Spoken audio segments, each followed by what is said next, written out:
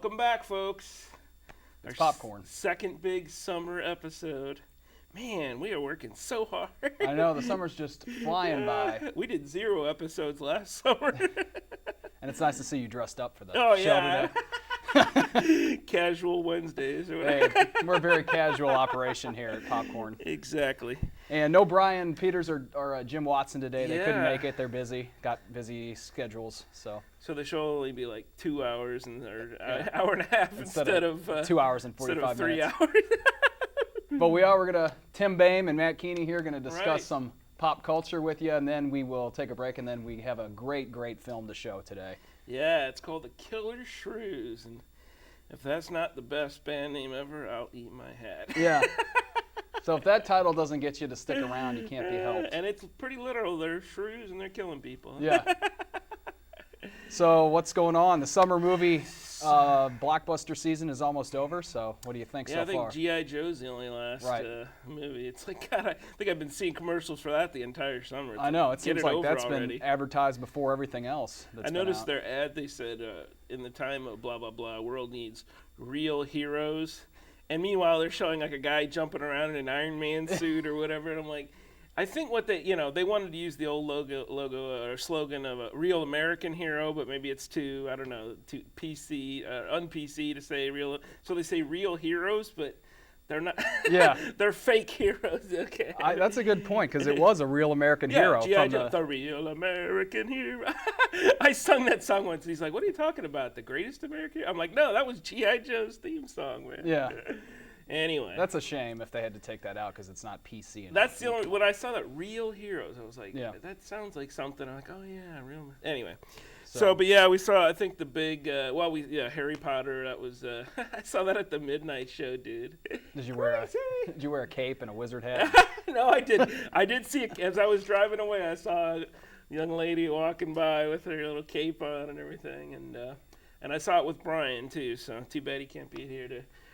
Now, are you a fan of the books or just the movies? Yeah, I mean, the weird thing is I was teaching, when I was teaching in Minnesota, they needed somebody to teach this young adult lit thing, and so it was really just a fluke. I thought, what are you kids reading nowadays? Like, I've never read stuff like Where the Wild Things Are, apparently that's a big one, or like Who Ate My Cheese, or whatever.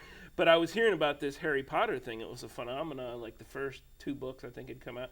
So I thought, okay, I'll read the first book for this. We'll talk about it in class. And so that kind of got me into it. At a certain point, I kind of felt a little stupid. Like when I got to book 3 or 4, it was starting to, the books were getting like 3 times as long as the first book. And I'm like, what am I doing? But I was getting them all on tape, and I would take these drives from Minnesota to St. Louis. And the guy they had doing it was like an awesome, so it really didn't even matter what it was, But after a while, I was like, all right, even this dude's not selling it for me. But so I felt obligated to finish the series, and I did. So the last book, I actually just bought the book and read it. But yeah, I think it held up pretty well as a series. It's weird though when you go to watch the movies. My experience is that when you kind of know everything that's coming, it's a little bit boring. They're well made and everything, right. But and they're pretty faithful. It's like, and people who gripe about there not being, I mean, come on. An 800-page book, and you can get like 200 pages of that on the screen, and so you're gonna have to cut a lot of stuff, and a lot of those books is just them like going to lunch and going to classes and stuff like that. They do weed out a lot of boring stuff. So anyway, it was decent. It was, but we saw at that midnight showing, man, there was a lot of Hoosiers there. Was that the first night it came out? Yeah, midnight. And the weird thing is, I got there like Brian told me to meet him at 11:30. And I get up there and I see all these signs everywhere. Harry Potter 6 sold out. And I'm like, oh, crap. What are we going to do now? Watch Bruno or something, Because they had a midnight showing of that, too, for all the people. But they had 6 screens, and they all sold out before, like a half hour before they were all sold out. But luckily, Brian, like, he was already in the theater, and he came out and got me, and he said, yeah, we got your ticket here. Very nice of him. Sweet. I've never understood that. That's the thing. I understand, yeah, if you're it's going to be the same movie in a week. You can't wait, unless you're afraid that someone's going to blow it for you. I mean, you got to rush to the theater that night, stand in line for an hour. I mean, I get standing in line for concert tickets or maybe a sporting event. That's the one time that's going to happen. You're not going to get to see that again. Yeah. But a movie? Come on. For me, I did the same thing for Batman last summer, and you're right that I think I did get there an hour ahead, and it was just an hour of just standing And they didn't, I mean, I clearly picked the wrong side. I think I've talked about this on the show before, because they had two sides. The one side, they kept sending people through. The other side, we just sat, like 5 minutes before the show, they finally let us in. But usually you don't wait the full, like they let you in 20 minutes beforehand. And I think to me, it's just a sort of thing of, like, it's more of an event when you go there and you see people dressed up. And I used to love going to Star Trek things, so they'd say, let's go see all the Trekkie freaks, you know? And you do see, like, they had a guy dressing up as the Joker there and as the Batman, and the Joker guy sat next to me. It was a little weird. So, I mean, that kind of fun. I mean, in this case, I got to say it was more of a detrimental experience because of all the people, like, talking throughout the movies and everything. Sometimes you get a really, you know, the people there that first night are, like, really reverential, but this was more like, hey, we're in Arnold, we're Hoosiers, you know? Oh, Arnold, I love you, come on. But yeah, really, there was like I mean, I heard this one person behind me, there was I don't know if you know, the new movie has all these, like, love things. That's kind of the new element, like they're adolescents now, and hormones are raging. Hormones are pumping. And so there were a lot of kind of goofy scenes or whatever, and this person behind me thought it was the funniest thing whenever one of those goofy little scenes, or, you know, somebody breaks up with somebody, this person behind me, this kid or whatever, would go, awkward. I mean, every time? Yeah. I mean, she said it like 5 times throughout the movie. I'm like, maybe the first time that's funny, and then move on to a new joke or whatever. So, anywho, so yeah, that was, and then Transformers was another. Did you see that? I did. What'd you think of that?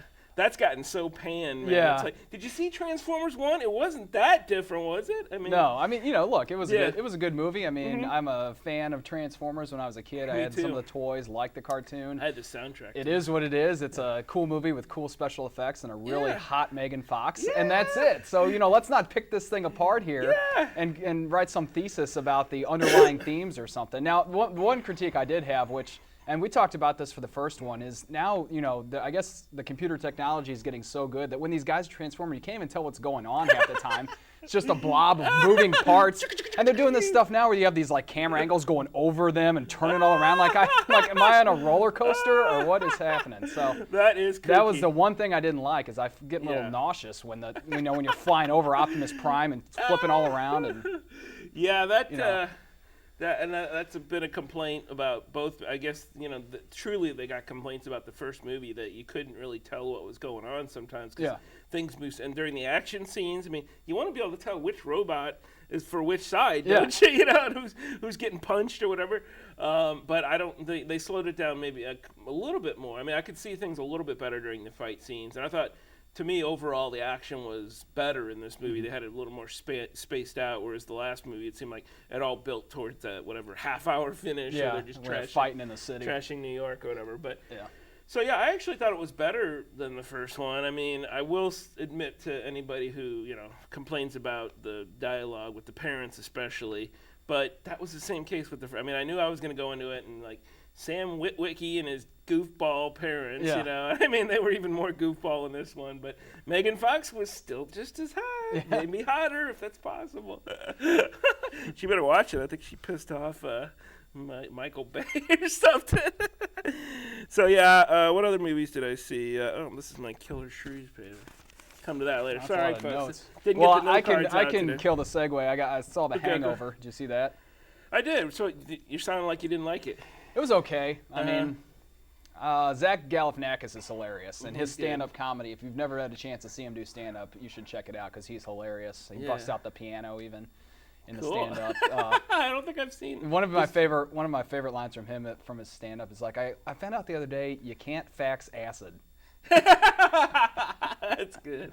But he's does he have something on DVD? Maybe he might. I'd have to look. I'm sure he does. He seems like he's one of those. He's just everywhere now. I've known about him for years, but just in kind of like he's had a lot of projects out there now. So, but you thought the other people weren't as funny or something? Or? Well, it wasn't that. I mean, you know, Wes Helms, is that his name, or the guy from The Office?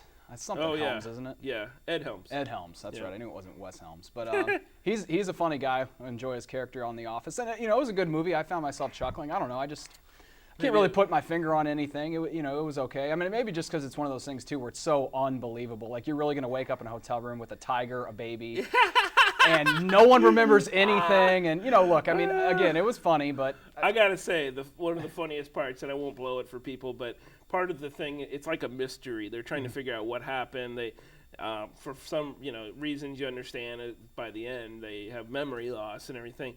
And when they figure out how that tiger got there, I find it hard to believe that you could be that out of it to do some of the things they did with the tiger. So yeah, the believability factor's a little off. Right. But I guess, and again, I don't want to blow it, but there was a reason that they couldn't remember. Because of something. Right. Exactly. But I'm just saying. Yeah. Could you get high enough or stoned or whatever? To even go through with that stuff, you'd probably be laying on the ground in the gutter somewhere. Yeah. So even if you were conscious at all of who you are or where you are in the world, would you I'll just say, try to make, act like, you're doing bumping and grinding with a tiger. Yeah. That's the part where they had a video. I was just like, what? But it worked on me. I mean, I guess I just thought, okay, dopey comedy. I will say, I don't know that. I mean, I'll have to see it again. I just don't. It's clearly one of the big hits of the summer. I mean, and I don't know that it deserved that much success. I mean, to me it seemed like a decent rental or something like that. And maybe if I see it again, it'll still be as funny. But I got enough laughs, so I recommend it. And then I saw, a couple other. I had to go to the low budget ones, low budget films like The Hurt Locker and Moon. I've been going to the Plaza Frontenac, let's put it that way, hanging with the yuppies again. But yeah, those are both decent, sort of. They're decent, nothing. I don't know if I'd seen anything really great since like Star Trek. I think that was my favorite summer movie. But did you see Bruno? I didn't. No, I didn't. Yeah. I'm not. Maybe I'll check it out when it comes out on cable or something. I hated Borat, so I don't think. Yeah, I really liked his work from the HBO show. Some of those were really funny back then. It was edgy. The Ali G show, which he also did the Borat and Bruno characters on that same show, and it was edgy. It was new. It was funny. Also, people didn't know who he was back then. Right, yeah. Now everyone knows who he is. So, but the Bruno character was my least favorite of the three, and I'm not going to go pay $10 to go in a theater and watch that stuff. I'll probably check it out when it comes out on DVD or I will just cable. To see if yeah. So well. Well, let's deal with some of the burning pop culture. I've jotted a few things down. Did you hear Michael Jackson died? For one, I can't. You gotta be kidding me! What did he die of? Did he choke on a chicken wing? I mean, oh my God! Yeah, one of the real mystery here is how did he last this long? Apparently, with all he was not only out of his mind on an IV every day with those drugs. God, Lord. And the news today or recently is now they're raiding his doctor's offices and house, and likely he'll face manslaughter charges. Dr. Murray or whatever. Yeah, manslaughter. Yeah. I heard they might even put second-degree murder. They might. I mean, it depends. Yeah, on I guess it's one of those things where if you've got such a lethal drug that it borders on it's hard to distinguish between are you trying to kill the guy or what? Like I could say, I'm going to give this guy a whole thing of Tylenol. I don't think he'll die. I mean, he might pull through. I mean, it's sort of But I mean, they've got such powerful sedatives for sleeping. How bad? Do you have to be put under anesthetic? Is it that hard to? I don't know. I mean, the Ambien wasn't doing it for you. That stuff's pretty hardcore. Well, I mean, you do that stuff for years and years and years. You need more and more. I guess maybe that's to keep getting up there to have the same effect. I've always wondered what the problem was with becoming it. They always say, if you use sleep things, it'll become addictive, or or it could become habit forming. Right. I'm there's plenty of pills that I have to take every day. What's the problem with taking it? But maybe you're right. Maybe somehow it wears off after a while. But yeah, what is it? Diprovan? I don't know. We know the name of drugs we never knew before. And they're like, but it's also called propofol. I'm like, well, which is it? They just have two different names or whatever. Yeah. But yeah, that. By the way, I'm just gonna do Brian's beef for him, even though he's not here today, because I was talking to him. We saw The Hurt Locker together. And he kind of went off on a beef right there at lunch before the movie, and he was like, because I said, "Are we? What do you think?" I was asking him and his wife Lois, "Are we upset that Michael Jackson's dead? Do we care? What? And he's like, "I just cannot believe how quickly everybody's just forgetting about the creepy factor." Right. It's like, oh yeah, he was charged with whatever. I don't know. Yeah, he was acquitted, but acquitted. You're paying the family $20 million in the civil suit. Something's not right there. He paid him off in a civil suit, and then so what? When they brought criminal charges, did he pay him off again there? Because I know there was the first one and never got the trial because he sort of paid. No, he paid both of them off. He paid the first one off that never went to trial, I'm pretty sure, and then the second one after he had been acquitted or as it was going on. I don't know exactly. I thought maybe it was one of those things where he paid him off and that kind of impacted the trial or something like. Maybe. Well, you would hope that our justice system wouldn't be that shallow, Tim. Come on. I know. I mean, 12 really smart people, right? But they should. Yeah. Well, and then I'm with Brian. That was my initial reaction because in all the stories that I saw initially, it was sort of they would celebrate his achievements, and then just in passing they would mention that he had this little dark side of his career. Right. Dark side? I mean, that was the whole last 15, 20 years. It was the part of his career where it made us forget almost, and then suddenly so we're all reverting back to 1985 or whatever the year was Thriller came out. So I was blown away by how soft they were going on him in the thing. I mean, and even if you think, okay, and I read an article by Stephen King who just barely knew him. He had a couple conversations with him. Michael Jackson asked him to write a script for one of his videos or something like that.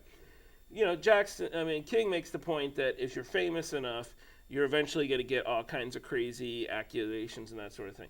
Fair enough, but just by what he has said on camera, the dude was a freak. I mean, he said something about repeatedly, at least 2 different interviews, one with Barbara Walters, one with that Martin Bashir, that it's just the most beautiful thing in the world to have kids sleeping in your bed. And he wasn't just talking about he didn't have any kids at the time, I think, when he said that. So, I guess, that's just not planet Earth. I mean, it could be totally innocent, but we don't view that as normal, as, something you can say or do, No, exactly. No, and, you're in your 40s or whatever he was at the time, you know better than that. Yeah. You don't do that. Kids sleep in their bed, adults sleep in their bed, and, only if you're the parent of a child who, is young and has a nightmare or just wants to cuddle with mom and dad. That's only, if he didn't get that, then he was out there enough that I think he could have done, and the Jesus juice, all that kind of crazy stuff. So yeah, you can't ignore that, and I'm not saying they need to bring that up at his funeral or memorial service, but for the people in the media to kind of ignore that. I realize the guy just died, and usually when someone just passes on, you don't like to bring up the bad things about him, but that's not something you can ignore. Yeah.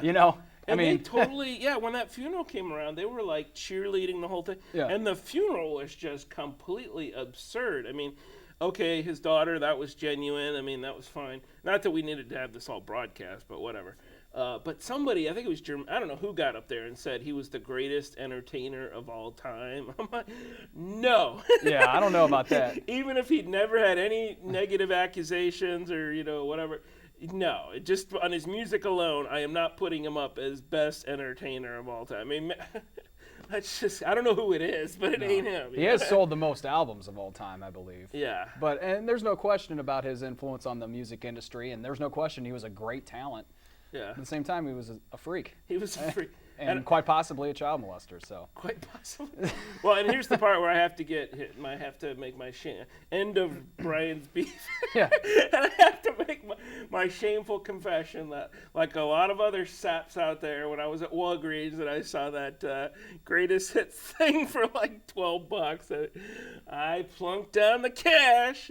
I got his greatest hits. Yeah, there's no shame. Those are some great songs. That's the thing I hold up. I think you can just separate artists from, there's a lot of artists were freaks, but they create some stuff that's awesome. And Man in the Mirror, I think that is one of the great songs of all time. And Thriller, that whole album. Yeah.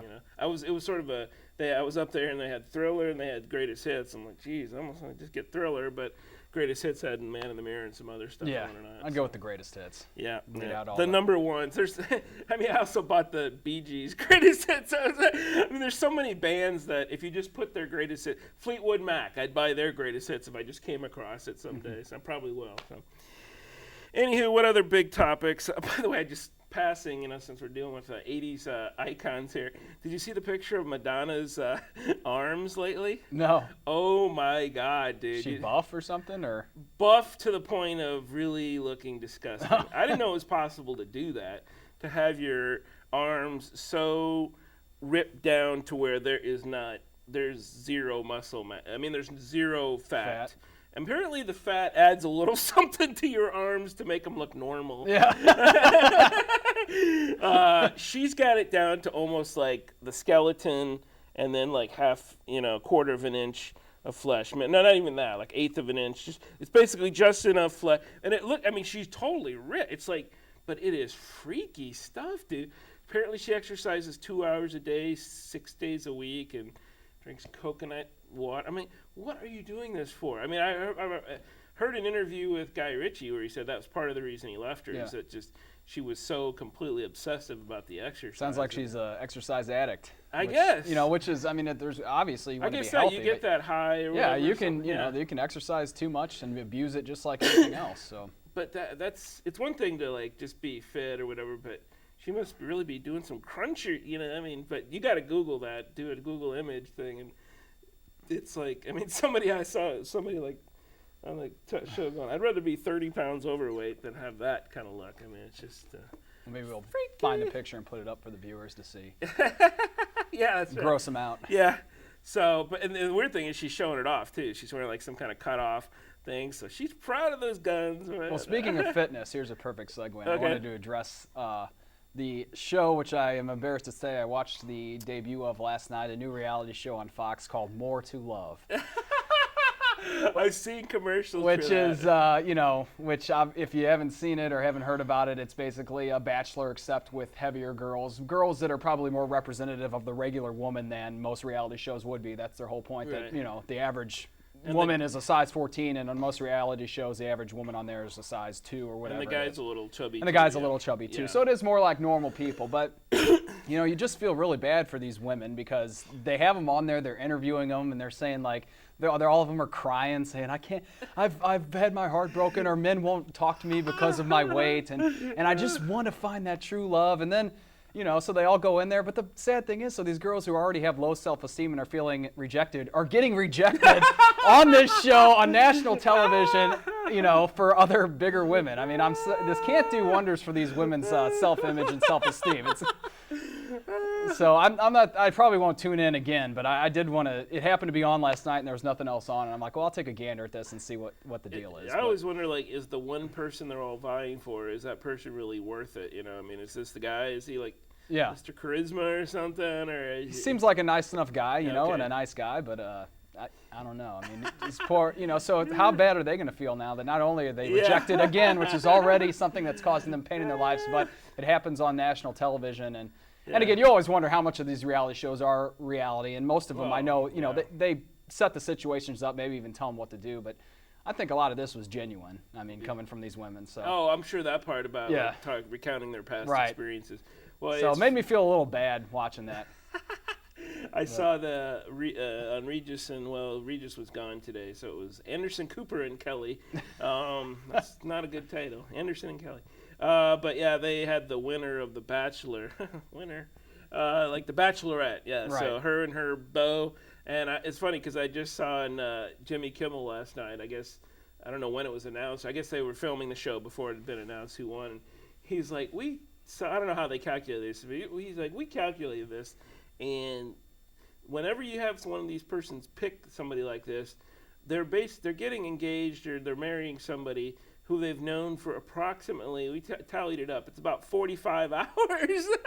He's like, and we're watching this show, and at the end we're getting all, you cheering them on or being tearful, whereas in real life, if your daughter came home and saying she's going to marry somebody she's known for 45 hours, you'd be like, oh no. You'd be freaking out. So, I just, I think with Kelly, she said she used to watch it, and she always talks about the fact that they kiss all these people, and she never can come out and say it, but I think she's worried about, like they're going to get STDs,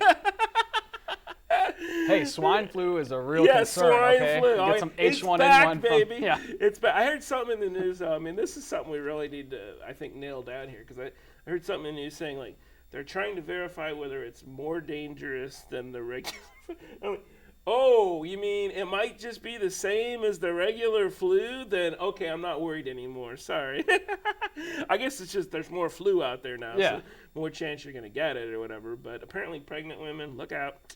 Elderly. It's elderly. Stay indoors. Don't leave your house. But if I've ever had the flu, I don't even know if I've known that I've had it. So, I mean, I don't know what's the difference between that and a really bad cold, but whatever. And maybe you're throwing up more or something. Who knows? Oh, yeah. So do we want to talk about the big thing of the summer seems to have been that whole Cambridge. Do we have to weigh in on that? The Cambridge police officers come and cart some guy away. That's not pop culture. Yeah, it became it. Sort of, I mean, I think President Obama shouldn't even have talked about it, to be honest. I mean, well, if you don't know the full facts, then you probably should go. Okay, I understand they're friends, but okay. Yeah, that's the thing. It's one thing. Like, if somebody asks me about something, I might weigh in on it because somebody's my friend. But if I'm the president, I'm gonna have to calm down a little bit. But I just think that comes down to one of those things where I'd have to actually have been there on the spot and observed the interaction, like what was the first thing they said to him and what was the first thing he said. Right. But anyway, so we don't need to get into that. But you were mentioning shameful, your shameful TV show. Well, I've mentioned to you before, I think maybe I mentioned on the last show, my shameful viewing over the summer. First of all, NCIS. I never watched that before. Now never seen it. All these repeats on USA. But also The View. That's even worse than that. It's pathetic. I set the tape for it sometimes. It's brutal. But one thing I was just noticing the other day, though, is that show gets, like, they say stuff a lot that they have to censor, but who knows? Maybe it's just because it's 10 in the morning and, I don't know. When do they film it? Or when do they shoot, I wonder? I think it's live. Is it? Okay. I think it's That's live. what I thought. But yeah, I think so. But, like, the other day, Joy Behar apparently said that she said something like her hair was retarded, which is, I don't know. You can't say that anymore. Come on. Apparently not, because they did cut the audio. Did they? Yeah, and then she, here's the funny thing. Whenever they do that, whenever they cut the audio, I somehow think, I could actually read her lips, so I don't know why I bothered to do this, but I usually like to check the closed captioning. Here's where you got way too much time. You're watching The View, and then you're checking the closed captioning to see. And usually they just go no audio or whatever. But here was what they did this day. She said, my hair was, and instead of retarded, the closed captioning person wrote blood pressure twice. My hair was, imagine you're deaf and you're reading this thing. My hair was blood pressure, blood pressure. How does that even make sense? Yeah, don't you, when you're typing this stuff, don't you have to... Can you write censored, or wouldn't that be better? Did censored somehow get... that's one thing I go, okay, who do they have doing these things, doing the censor thing? But yeah, I would hate to... I was looking at some of the other things too, and I'm like, they are not doing a good job on The View, whoever they have closed captioning, that sucker. So anyway, I think that's all I had to say about The View, but it's just, it's a wacky little show. They discuss hot topics. Am I getting into arguments about politics? So, also, what do you think? So you're not up on new music. Do you keep up on that? I do a little bit, yeah. Well, I just saw actually a post on STLtoday.com about, I guess the entertainment guy over there wrote his top 10 albums of 2009 so far. Kings of Leon? Was that 08? No, it came out, or was it 09? But anyway, it wasn't on there. Okay. But the one my favorite one of 09, it wasn't on there either, and that would be the Silver Sun Pickups. Wow. Swoon. Have you heard that? Is that the name of the album, Swoon? Swoon's the album. Silver Sun Pickups is the band. I might have heard it once or twice, but yeah. So anyway, just saying that's a great album if you're into them Swoon, or like them. Check it out. Go check it out. They got a pretty unique sound. They're one of those bands when you hear them, you know that's Silver Sun Pickups. The singer has a unique voice. It's a man, but quite often mistaken for a woman, actually. But so anyway, I thought that was one of the good ones. It wasn't up there. I think that the critic from the Post had like the new U2 album, which I haven't even heard. I didn't know they're still making music, to be quite honest with you. Who cares? And like the new Rick Ross. Every Day I'm Hustling, which was a great song back for a few years back. But so anything out there that you've liked lately that you've heard, or? Boy, I bought a few albums too. I gotta say, I bought the new Eminem, and it's been difficult to get into for some reason. I've heard it's not very good. I haven't heard it. Yeah, it's just something must be off about it. It's certainly not up there with like the Marshall Mathers LP or anything like that. And maybe it's just Eminem's just one of those things you're like, maybe that fad is over for me. Maybe I don't need to listen to Eminem records anymore. I bought Lucinda Williams is one of those people I kind of follow. So, and I think certainly her current album's better than her last one.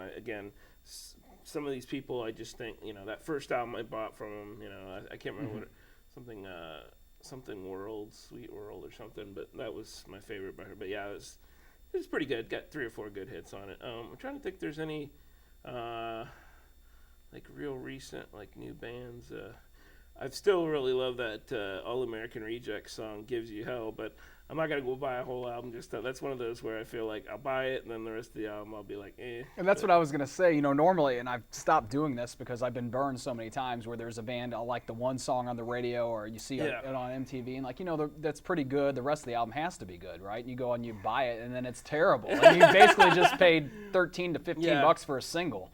Yeah, but I was at Best Buy and looking for actually another artist, couldn't find it, and I saw that Silver Sun Pickups album, and I liked the radio single off that. I liked some of their other stuff off the first. I'm like, okay, I'll take a chance, and it's one of the best albums I bought in a long time. Well, so I'll definitely that was a good find. Yeah. So I remember I did that one. Just like it's funny those Best Buy things where you just sometimes they put up this whole display of like recommended things from like Rolling Stone or whoever. And one time I bought the Fratellis. I think it's called Costello Music. That was one like I knew nothing about the Fratellis, or maybe one of their singles sounded halfway familiar that they listed, and it's just like every single song just totally nailed it. But that's like one in every 20 albums you buy, probably, where you like the whole deal. If you can find 4 or 5 hits, 4 or 5 decent songs you like, it's an okay, pretty good thing. But so you haven't gotten the iPod route yet, where you just go and I should do that. I do. Oh, you mean just buying it off iTunes? Yeah. I do. I do that a lot. It is usually a few dollars cheaper. Then, of course, you don't have the hard copy, though, or any of the packaging. And I don't really care about the packaging, but the hard copy, obviously you want to back your stuff up on your computer if your hard drive crashes. But, do you ever just go, like, okay, I like that one song, and I'm not going to bother with the whole rest of the album? I've done it a few times. Okay, yeah.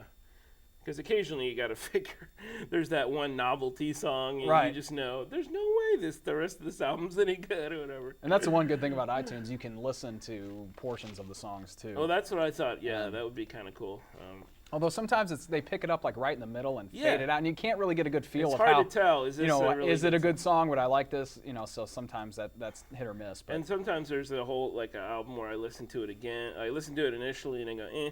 And then I play it again a couple more times. It grows on you. That happens, definitely. I'm trying to think, is there any other... have you ever heard that Kings of Leon? Because I heard it's great. Carson Daly talking them up one night. The new one I really like. My girlfriend actually bought it, and I burned it from her. But, cool. It's really good. Their first other albums, and that's a band that I went on iTunes and listened to some from the older ones and thought, I don't really like this that much. And again, maybe if I would hear the whole song, their earlier stuff could grow on me. But really, I've just heard the newer one, and maybe that did come out this year. I can't. It might have been this year or who knows? Or late last year. But sometimes it takes a year for it to really. Yeah, no, that's got a lot of good songs. I'm a fan. That guy's got a pretty unique voice too. Whoever their singer is, I don't know his name. So sorry, Kings of Leon fans. I'm not that knowledgeable. They are coming though to Scottrade in late September. That'd be a cool show to check out. Huh, cool. I know Brian was saying he wanted to see the Yeah Yeah Yeahs, but I think Did he go? I think the tickets were a little too pricey, and I can't remember what they were. Really? I thought it was like $25. Well, that's what he was mentioning, that he thought maybe does it get to a point where they're sold out, though, and then you can only buy them from scalpers or something? Yeah, and that would... It must have reached that point, because he was talking like they were really expensive, but they were playing at the pageant, and I'm looking in the Riverfront Times, all the pageant tickets that they list are fairly reasonable. So yeah, usually the highest ticket I've ever seen at the pageant is like $50. Yeah. And that's if, it's an older band. Or like Chris Isaacs came recently, and his are like $45. I'm like, I don't know where he gets off charging $45 nowadays. Dude, but you've got 5 minutes with that, whatever, that song where you're on the beach, rolling around with that model. That's all, yeah. So... Crazy. Who knows? Crazy stuff. If you have any ideas or thoughts on your top albums of 09, email us, man, and women. We should do more music on this show. We should. I've been thinking that. So popcorndudes@hotmail.com. Of course, we'd have to violate some copyrights, wouldn't we? Well, Can we play a sample? Yeah, I think if it's like 10, 15 seconds, that's fair use. We can play the stuff they give you on the internet. Yeah. Right in the middle of the song. Well, should we get to our flick? Yeah, I guess so. We probably bored people. If you've watched this whole segment, kudos to you. Yeah. Good for you. Yeah, we're going to take a little break here in a minute, but when we come back, we're going to check out a movie called The Killer Shrews. Stick around, folks. Maybe.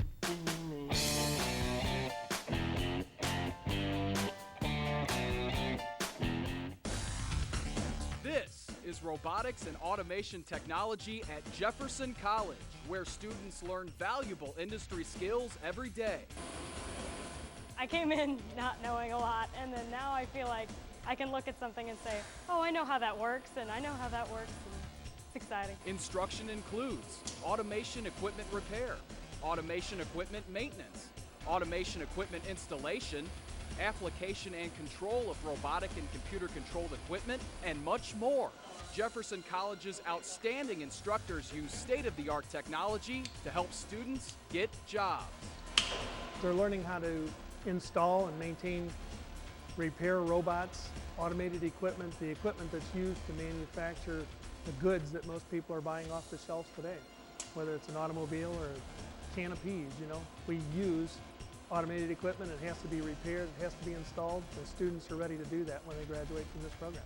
Graduates land jobs such as field engineers, field technicians, service technicians, electrical maintenance technicians, and many more. Basically a wide open field. There's everything's growing so fast in it right now that there's a whole lot of job opportunities, and there's not nearly enough people going into it to fill all those spots. The program's success ratio is more than 90%. Employers want Jefferson College graduates. And when they start looking for other people, they're coming back to us looking for more. I'm very confident. Jefferson College has given us the knowledge to do the job, and they have actually helped us with employment as far as getting to know the factories that are around here, and our instructors do know some of the people that are employed in the factories around here, so they kind of get us in the door a bit. Discover your future with robotics and automation technology at Jefferson College.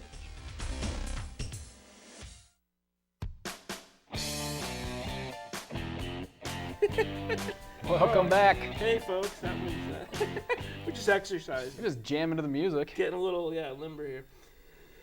Well, The Killer Shrews. Is there anything you'd like to say to set up this inspiring? Well, I'm sure everyone's heard of it because it's one of the more famous movies in history. So, just a great flick. The special effects are phenomenal. I would say the acting's great. It might be dogs doubling as shrews, wouldn't you say? Don't give it away. Yeah, I was hoping that they would, and you'll see it in a moment what the shrews are. But I was hoping they would have just done some camera tricks with a large gerbil or something. You've seen that done before. Yeah, right. And the people are like, yeah. But no, it's that would be. I mean, if they were regular sized shrews, let's just say, they wouldn't be that dangerous, right? So yeah, there's a. Well, let's just see how big they get. But yeah, that's the funny thing is that you eventually learn that they came out of an experiment to make them smaller. So, what did they? Did you the formula you used? Did you totally reverse another mutant shrews? I don't know. That's a massive fail on the scientist's part. Yeah, you did the exact opposite. And the other thing I guess we should point out is that the lead guy here, his name's Thorin. That's a name you don't hear too much. Thorin Sherman, Captain Thorin Sherman, played by James Best. You've seen James Best before? Do you know where you've seen him? No. Yeah, it'd be hard to recognize him because it was years later that he became famous as Roscoe P. Coltrane. I used to love that character in the cheesy Dukes of Hazzard. Yeah. Yeah. And he has I was looking at his IMDb thing, and it's like a mile long. So apparently this did not kill his. They were killer shrews, but they didn't kill James' Best's career. He's got that heavy country accent in this. Yeah. So apparently at home in the South. Well, I guess we'll take a look at it, and we'll be back about halfway through the show to do a little commentary. So enjoy, folks. Enjoy. First in Alaska, and then invading steadily southward, there were reports of a new species, the giant killer shrew.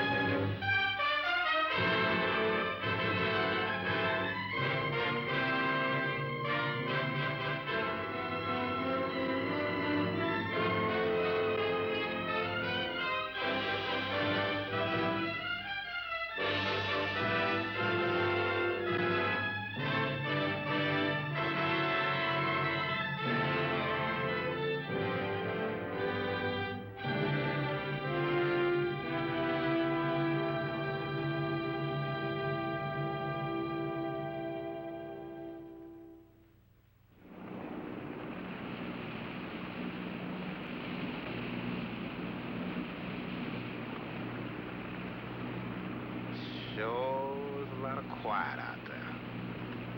Almost smell it, can't you? No, but I can feel it. That pressure's dropped so fast, it's almost made my ears pop.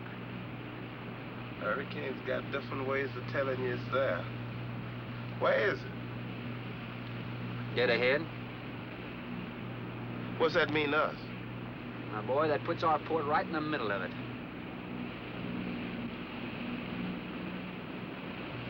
There's a cove on the lee side, though. We'll snuggle up close to the bluff and ride it out. What about the bottom? Well, the chart shows it's good holding ground. It's clay. You know something? If this thing had an automatic pilot, I wouldn't have to put up with you. Then you wouldn't have nobody to chew out.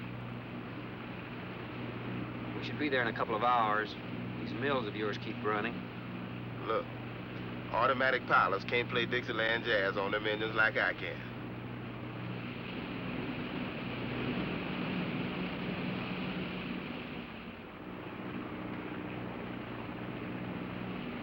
Hey, Rook. Rook, come here. Take a look. There she is, dead ahead.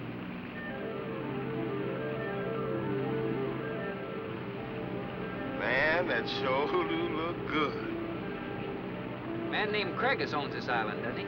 That's the name on the crate, Dr. Milo Craigus.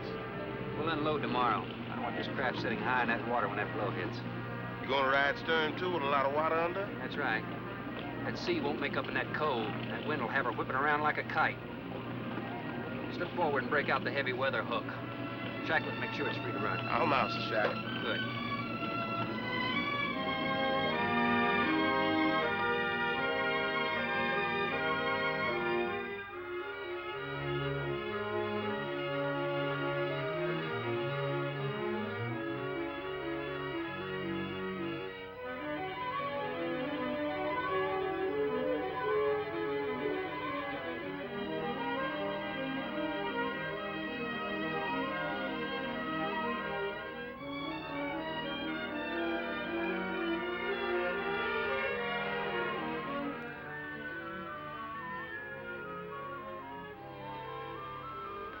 Oh, she'll ride like a duck.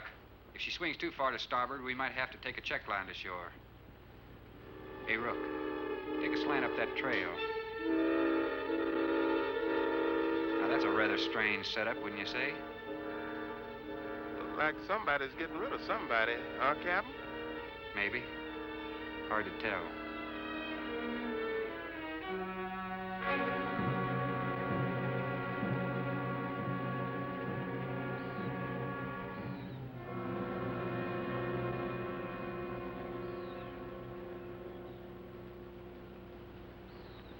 I'm Dr. Craigus. Thorne Sherman. Have your supplies aboard. That's good. Nothing wrong with Captain Ferguson, I hope. Well, I wouldn't know. I just bought his run. Oh, I see. Were you able to fill our order? Everything on the list. Here's the manifest. Missing last week's supply has run us a little short, you know. Captain, after you have unloaded, I have a passenger for you. Anne. Captain Sherman, this is my daughter, Anne Craigus. Hello. So you're the passenger? That's right, Captain. Oh, it's going to be nice having you aboard. I'm getting a little tired looking at Griswold. But we're not leaving today. In fact, we're not even unloading. That load will cut the roll in half. You expecting an invasion? Yes, animals. Game or otherwise? Under certain conditions, it could be dangerous. Hey, Ruff, you want to shake the kinks out? Limber up a little?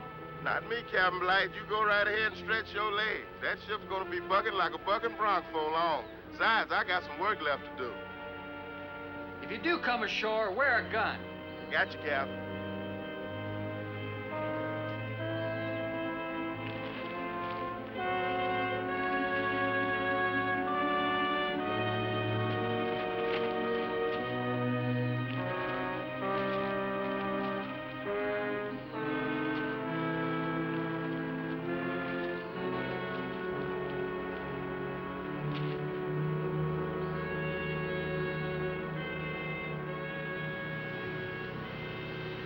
When I told you about the hurricane, you act like you didn't know anything about it. What's the matter? Your set broken down? You've been out of communication for more than a week, Captain. Can't it be fixed? It's totally out of commission. My assistant, Mr. Farrell, Jerry Farrell.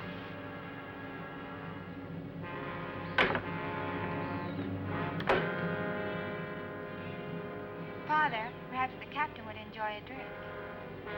Well, of course. Will you join us in a cocktail? Well, I've never been known to turn down a drink yet. I'll be glad to accept.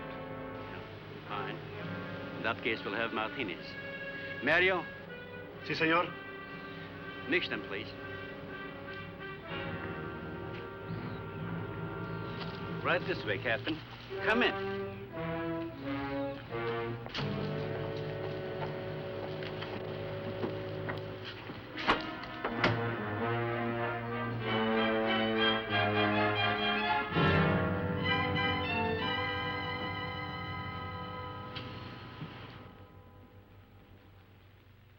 You have everything here you need? Oh, we are self-sufficient here. We have cows for fresh milk and chickens for fresh eggs. We even have saddle horses. Sort of a world all your own. That's exactly what I've tried to create. Well, to each his own. If you have to be isolated for your work, you've picked a lonely little island. Excuse me, please. I think I'll change.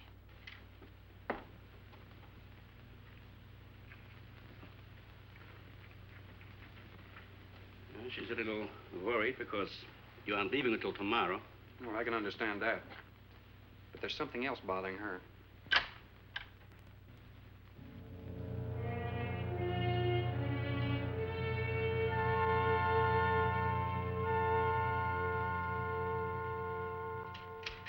Radford? Radford? Radford, would you please step over here? I'd like you to meet someone. Just a second, Doctor. That could go on for hours.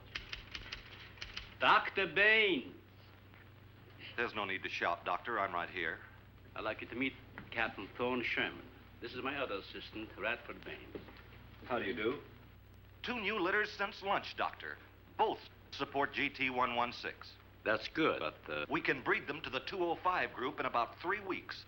But I'd prefer to wait and expose about half of them to the Hoskins factor first. If you agree. Good idea. Do you know there's a hurricane coming? Hurricane? Well, I don't suppose there's much we can do about that. Glad to meet you. Sherman, wasn't it?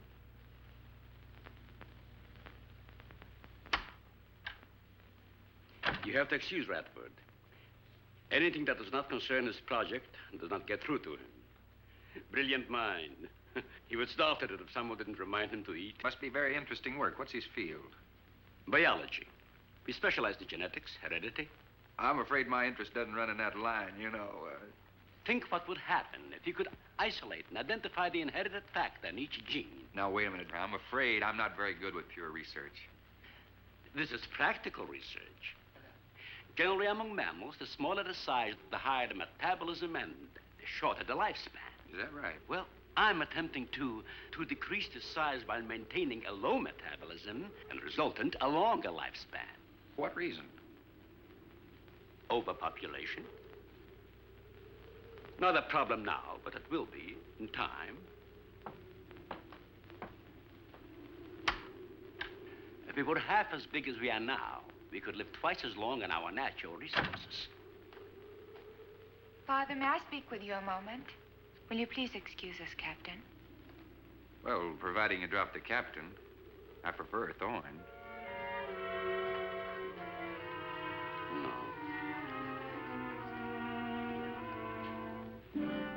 Well.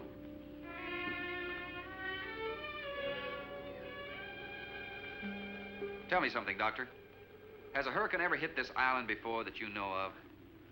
I wouldn't know. You've only been here 9 months, and this place has been unoccupied for years. Well, have you ever been through one? Only the fringes. Well, this one's building up very fast. Pressure drops very quickly in the center. I'd advise you to get some doors and windows open in this place. Ventilators on the roof. And if you'll freshen Anne's drink, I'll go and check them. I'd be happy to. Thank heavens you're right today. Why, ration's getting short? No, it's more than that. Much more. We'll surely be able to sail tomorrow, won't we? Possibly. But not probable. Not delayed, anyway. It takes a long time for a sea like that to quiet down. Well, if you're worrying about me, you needn't. I'm a good sailor. Oh, I'm not worried about you. We'll sail when the time's right. Got them opened, all right. Well, Captain, let me freshen you a drink. One for the road. Not trying to rush you, but it will be dark soon. I've invited Thorne for dinner, Father. Oh, I see. If you're not worried about your ship, you're welcome. I'll take a rain check on that dinner. If you wish. Father, I've asked Thorne to stay. Progress, Doctor. This is the sole survivor of Group 30. 28 months old today. Well, that's equivalent to 140 years to us.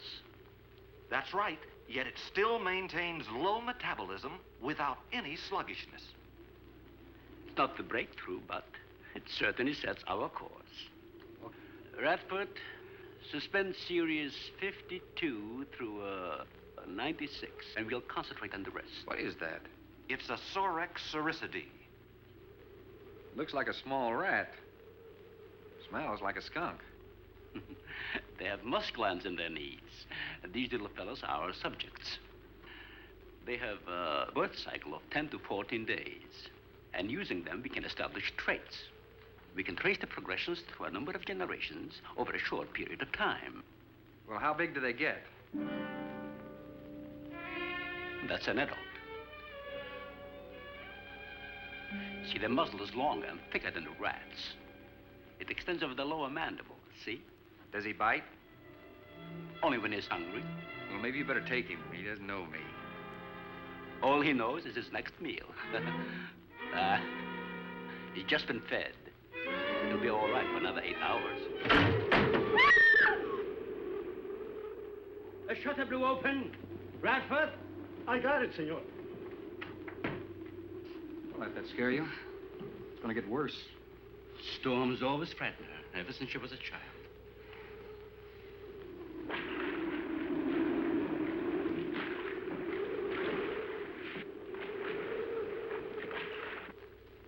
They're not climbers. They are digging animals, like the mole. They feed only at night unless they're starving.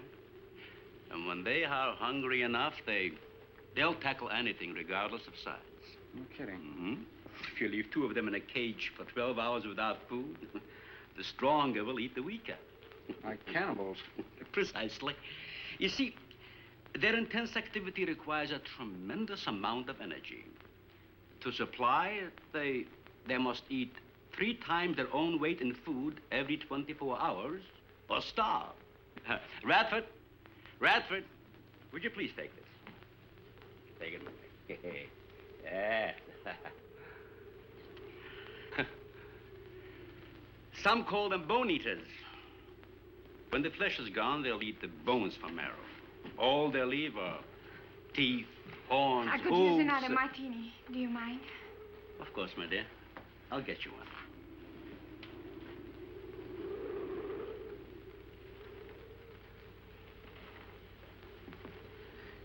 There you are. Mario? Mario? Aquí, por favor. Mario will show to the bath and he'll freshen up a bit. Lleve el señor al baño. Sí, señor. Sígame, por favor. Excuse me.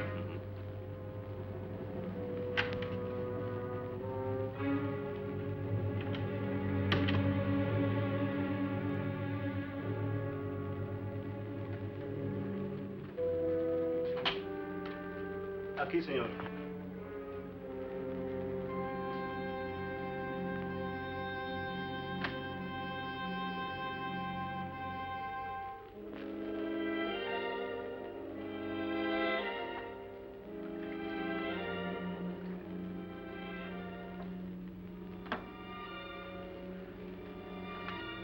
You got a problem, too? ¿Qué pasó? Nada. Nothing, señor. But you will leave on the ship tomorrow. Well, I think that all depends on the wind and the sea, don't you? Sí. Sí, señor. I don't know. Ah, you may joking. I feel the point. I've seen. Well, I'm glad to hear that. Now, if anybody else is concerned about my sailing tomorrow, why, you see they feel the point, too, huh? I don't like to repeat myself. Okay, señor.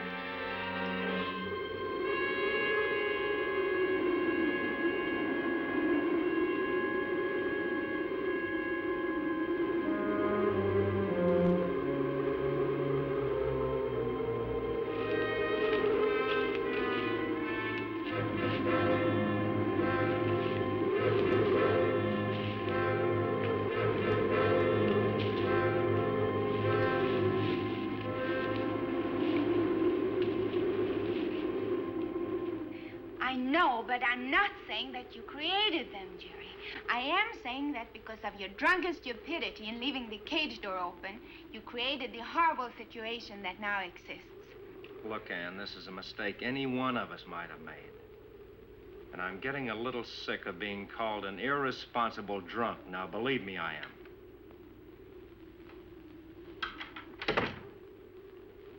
Excuse me.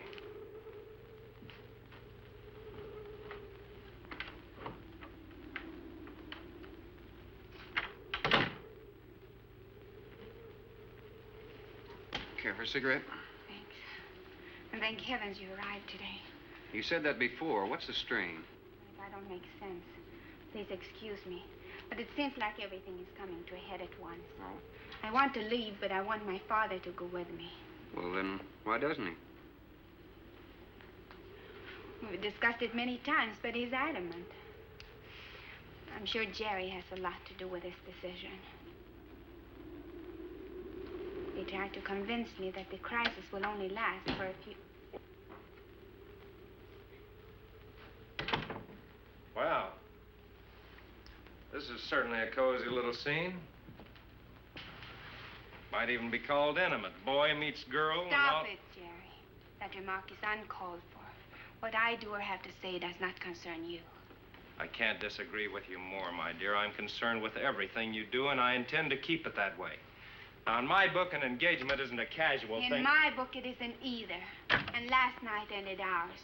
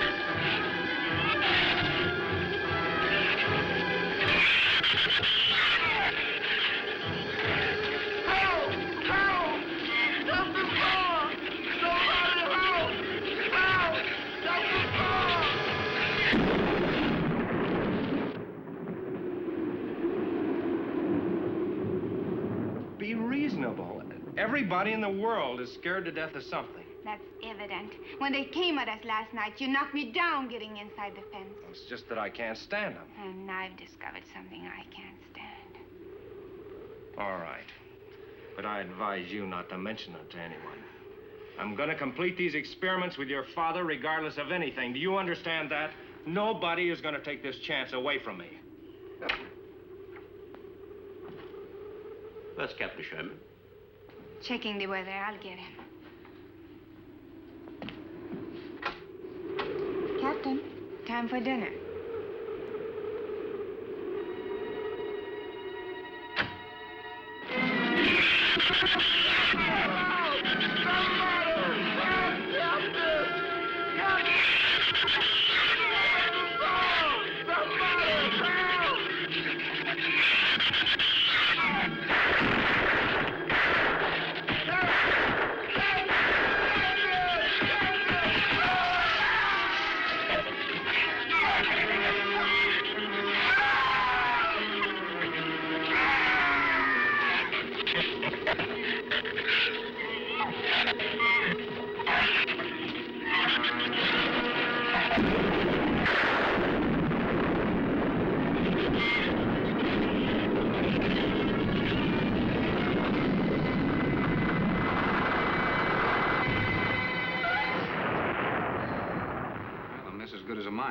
Say.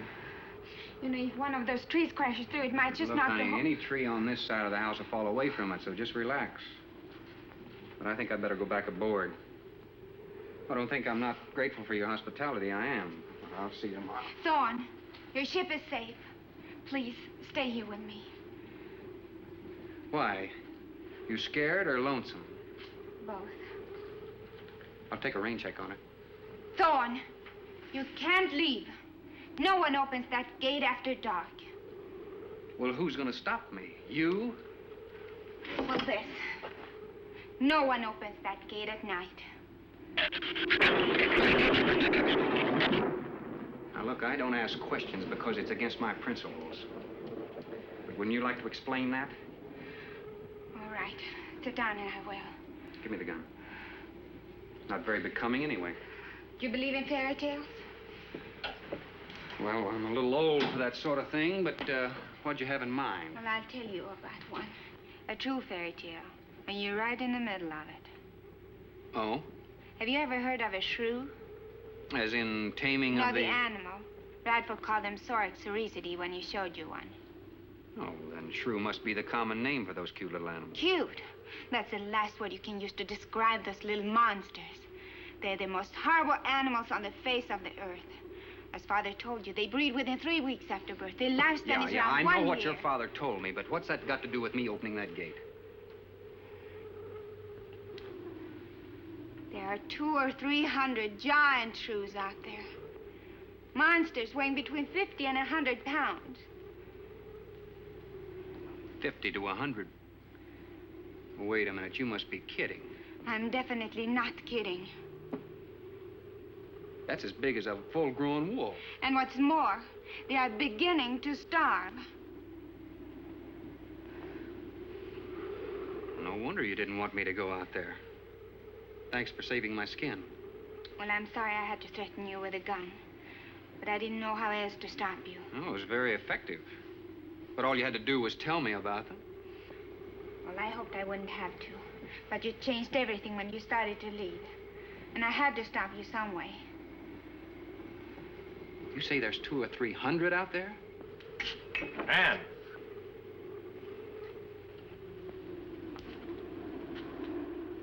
That's right, Captain Thorne. And if you'd stuck with your rowboat and played captain instead of trying to play detective, you wouldn't have to worry about how many are out there, would you? That's enough, Jerry.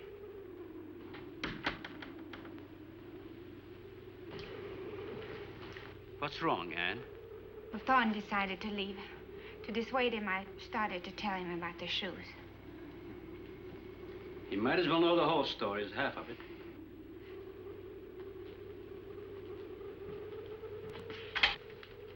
I guess we're all a little jumpy, Captain. Yeah, I'm sorry. 6 months ago, we managed to isolate the factor controlling size. 2 litters were born. 6 individuals we kept for study.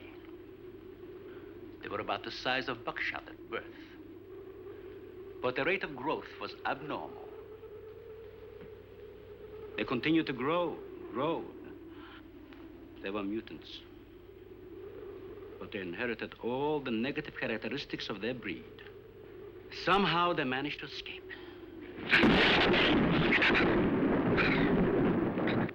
But a month later, we saw one of their offspring.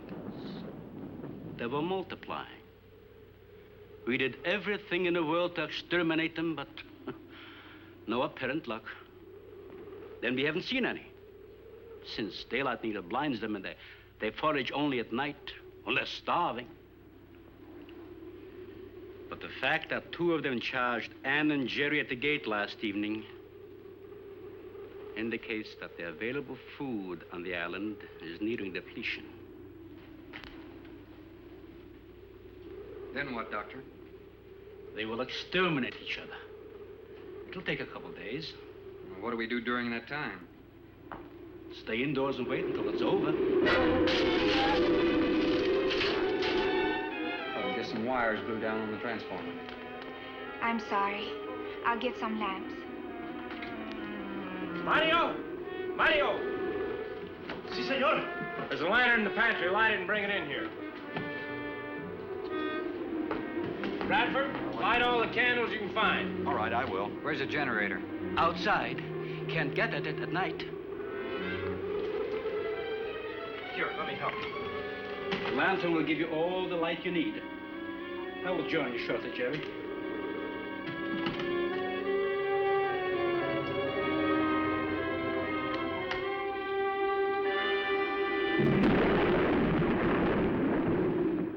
Well, Jerry, I felt she was sincere and made sense from her standpoint. Wanting her father to leave the island with her makes sense? It'd be much better for the project if I went with her for a few days. As a matter of fact, I think I'll talk to the doctor about that. That might be the answer. And another thing, I don't take much to this Thorne Sherman. He looks to me like the type that'd try anything. That left-handed dinner invitation. That was just to keep me here till after dark, wasn't it?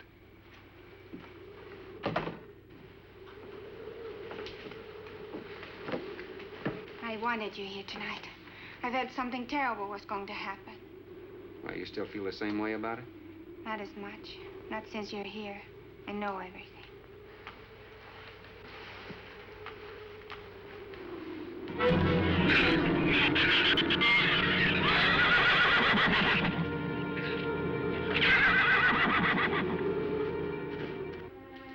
I love an open fire, don't you? Mm-hmm. The wind has a lonesome sound, doesn't it? Sure does. Like in Sweden, we don't have a wind this strong. You're a strange man, Thorne. I never met anyone like you. Oh? You seem so disinterested in everything. Aren't you the least bit curious? Don't you wonder about the unusual things around here? The guns, the fence, the shattered windows, my accent, anything? I'll tell you something. I'm only interested in anything that concerns me, then I do something about it. You're gonna sail with me tomorrow, whether your father intends to or not.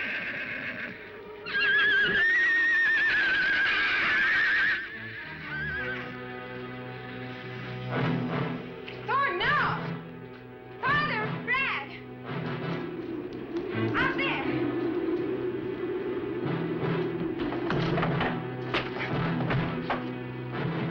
I don't think he was going out, Jerry. I couldn't take a chance. He's fool enough to. Don't be stupid. I had no intentions of going out there, opening that gate. Now somebody needed it. Did you hear it, Doctor? It sounded like a human voice. I was thinking of Rook. It was the livestock. The Shrews got into the barn.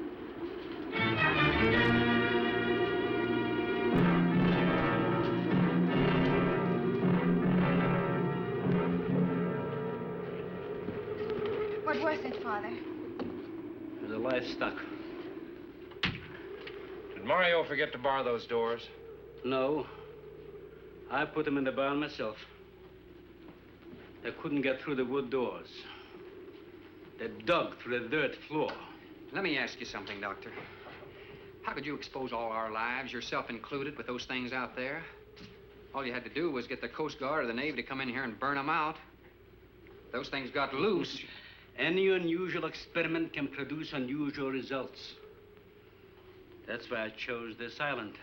It's isolated. Miles of open water in any direction. Our project is privately financed. It's not a problem for the government or military. And the world is in no danger.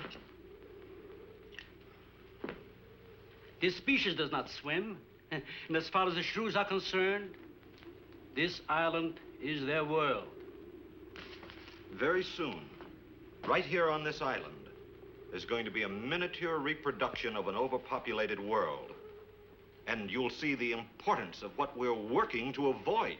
I'm not concerned about all this theory. What I'm concerned about is our lives. There'll be ample time to panic when they run out of food and go on a 24-hour forage. How do you know they haven't already? That's possible. Their main diet has been the small animals on the island. That source could have been depleted 18 or 20 hours ago. And that's why they went after the livestock. There's still some food on this island before they reach the crisis. Where? No worry about them digging in here. The floors are tile. But the walls aren't, Doctor. They're adobe. Our safest bet would be on that boat. You may be right. You can reach your boat in daylight. The Shrews will gorge themselves on livestock. That should keep them lethargic for several hours. There's no sense looking at the dark side. And there's no sense minimizing a serious situation. It leaves you completely unprepared to cope with it. Now, we certainly can't make it tonight. That's out of the question. Maybe tomorrow. I haven't. We'll get some sleep tonight, but we'll have a watch, an hour and a half apiece. Doctor, you go first, and then Radford, Mario, Jerry, and then me. Shutter all the windows. Make sure they're locked good and tight. Check all these walls. Come on. No, I think I'll stay here by the fire. I feel safer. I couldn't stand it in that room alone. All right, as you wish. But try to get some sleep. I will.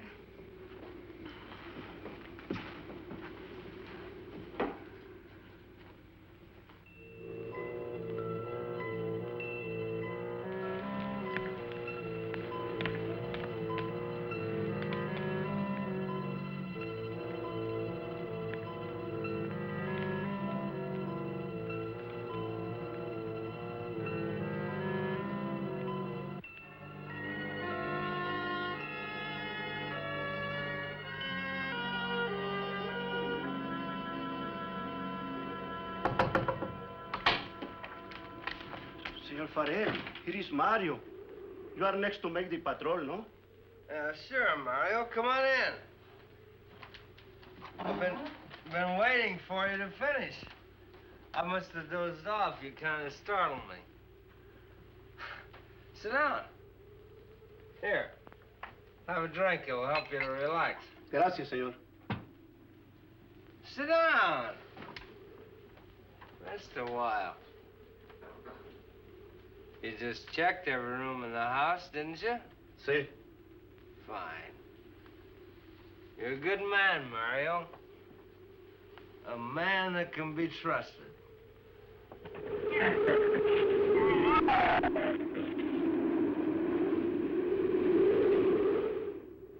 You know what I've been thinking about, Mario? Anne and that captain. You and me. Imagine an intelligent girl like her going for a common sea tramp like him. I know why. You do too. In case anything goes wrong, she's looking out for her own hide. That's why I keep thinking about you and me. Anything goes wrong, we're gonna outlast them all.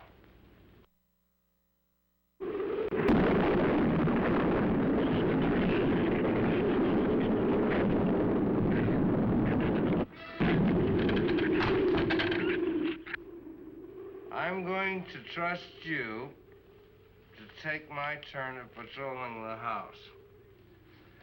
But when you finish, don't wake the captain. Come back here and get me. See, I'll probably feel good enough by then to take his turn. Okay, Mario? Sí. Okay.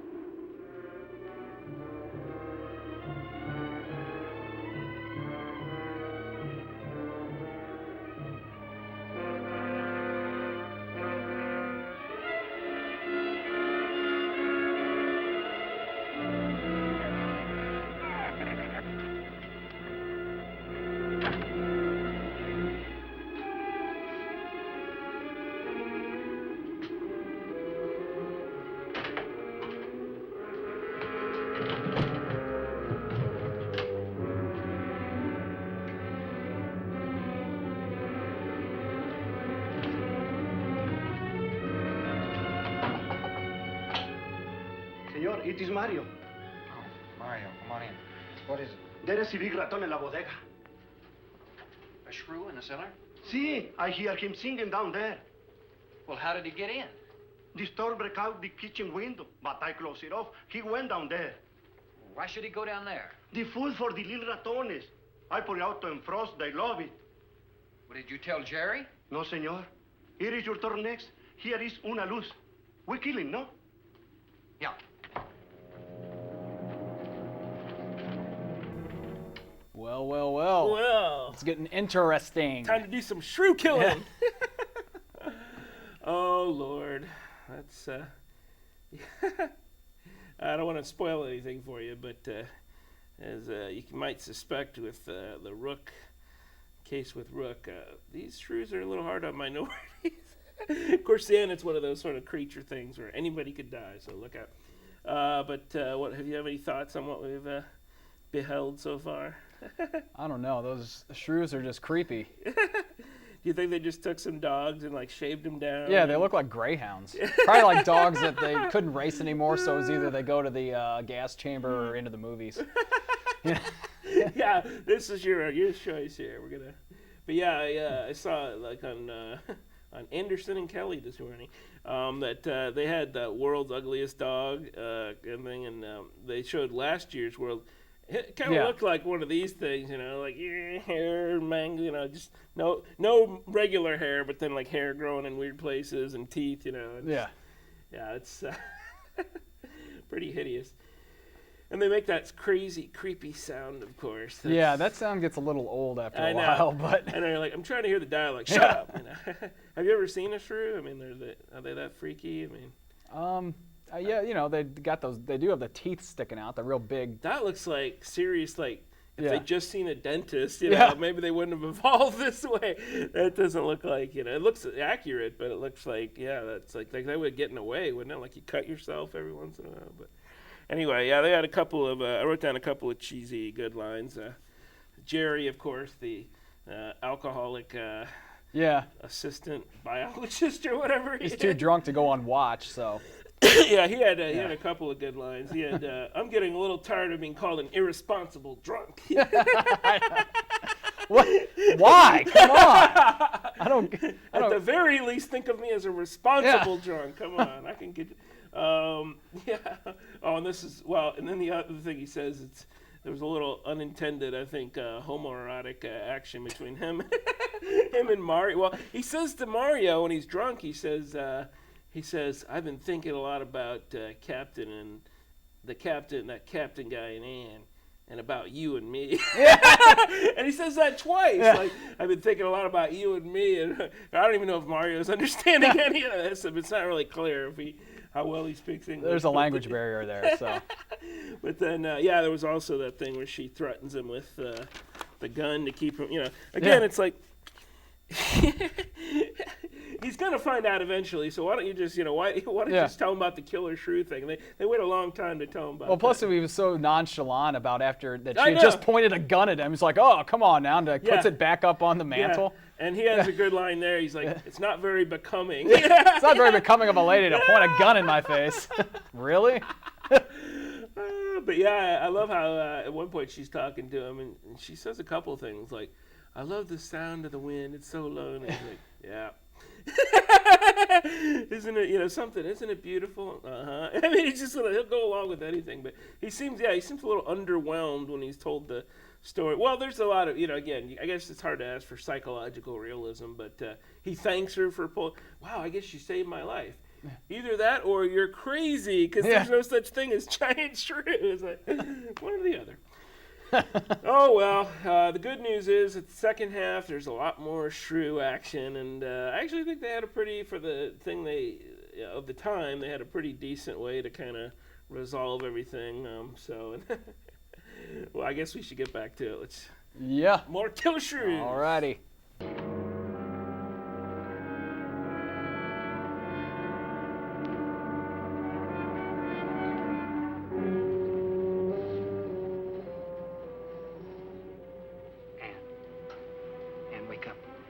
Shrew got in. It's all right. He's down in the cellar. Now we're going down after him. But I don't want you to let anybody open that door till I tell you to. You understand? Good girl.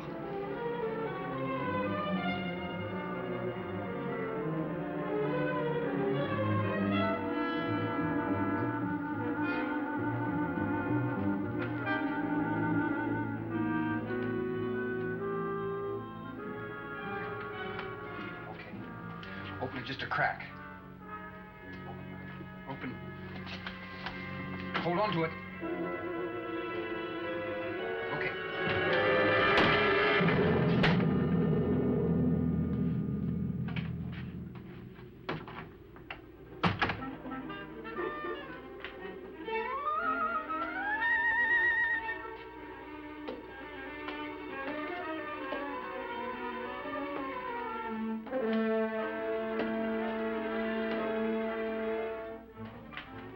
Side.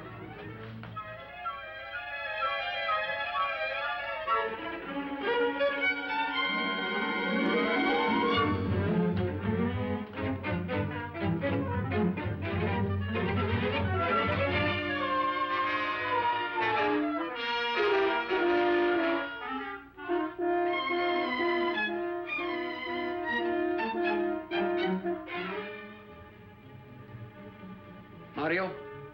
Aquí. You see anything? I see where he was. I do not see where he is. Cuidado. Si, senor. I will be careful. I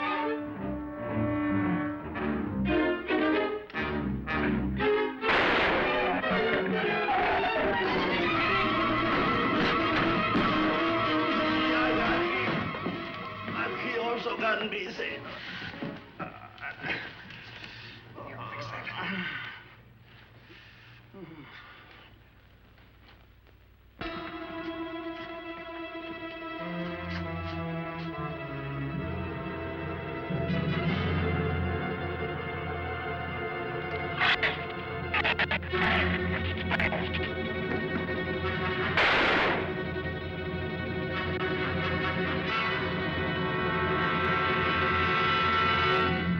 You all right down there? Doctor, get down here, quick!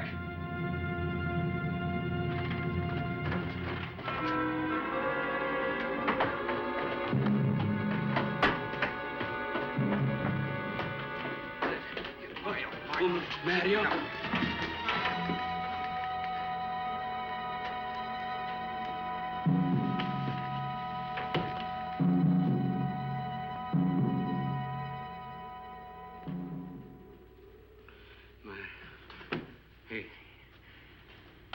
He's dead. Dead?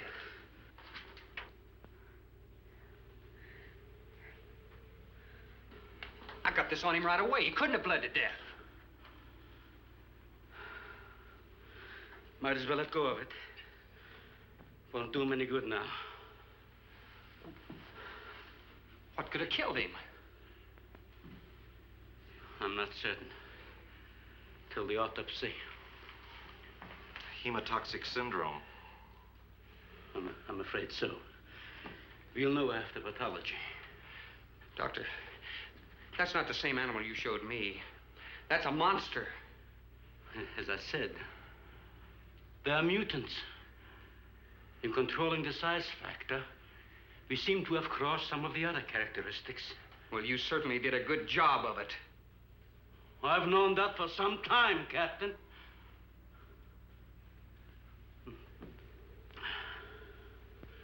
Would you please give me a hand with Mario? Bradford, bring up the animal.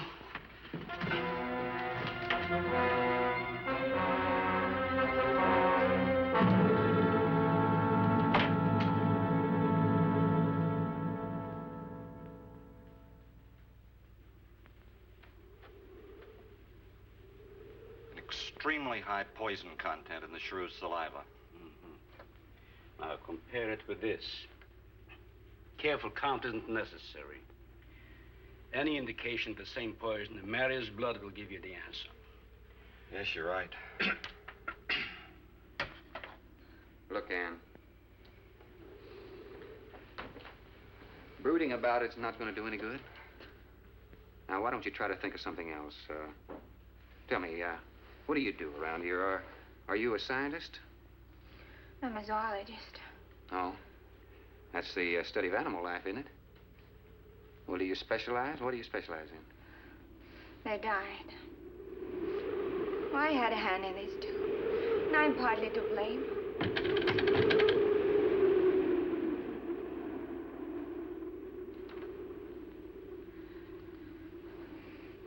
But this ends it. If we ever get off this island, I'll never have anything to do with it again. What will you do? Live normally, like normal women do. May seem a little dull after the life I've been living.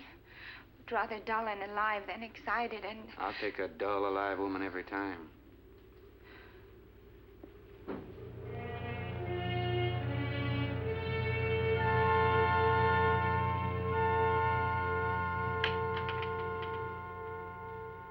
Say, Thorne, the autopsy has proved what we suspected.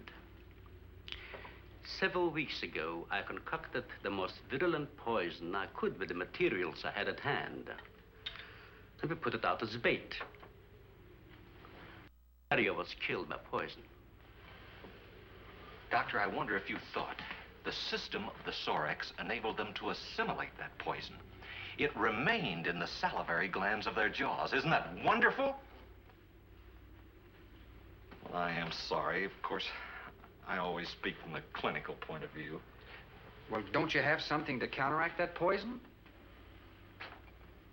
Once Mario was bitten, I'm afraid there's nothing anyone could have done. This indicates that we cannot afford to get even so much as a scratch from these animals. They are more poisonous than snakes. What, do you think they're all affected? Best way to find out is let them all bite you and see which bite you die after. We might just all get that chance, Jerry. You included. Doctor, I've closed all the doors in the house. I suggest we do the same thing with this hall and this lab. It'll cut down the chances of getting in the front of the house. I think if we keep a close watch on those walls and windows in there, we might make it till daybreak. The walls are 2 feet thick. Do you think they have a chance to dig in? Of course there's a chance. Anywhere that plaster's off, that adobe's as soft as mush where that rain hit it.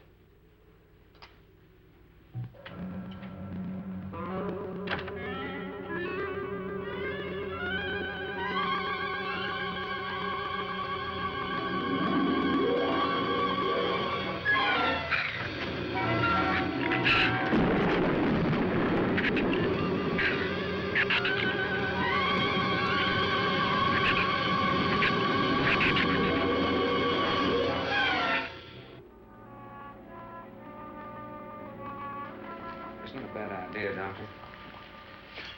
But here's another possibility, Doctor. It's very light out. It's going to be daylight soon. We'll take the shrew that killed Mario and throw it over the fence and use it for bait. If they show up for it, of course, they'll run for the boats out. But if they don't, then I'll go down and have Rook lay to with a lighter. Then I'll return to the bend and the trail and give you the all-clear signal. Sounds fine, Captain. Good. Then you explain it to the rest. Yes, I will.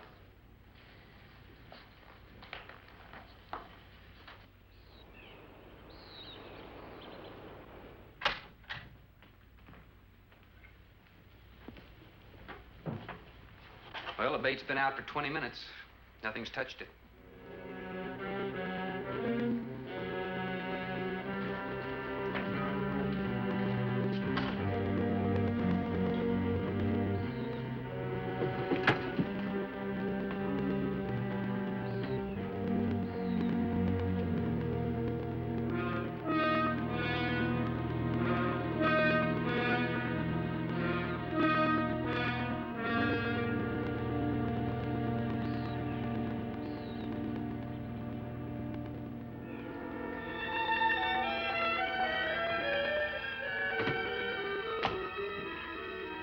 Even the wind has gone down. Isn't that wonderful? I'm afraid it's not over, my dear. It's just a lull. There'll be a lot more. He's right. I'll be back at the bend shortly. Now, you watch for my signal. Huh? You can't go alone. I'll go with him. Not you, Father. You haven't even fired a gun. Take Red or Jerry. Sure, I'll go. Then you'll be sure of getting the signal.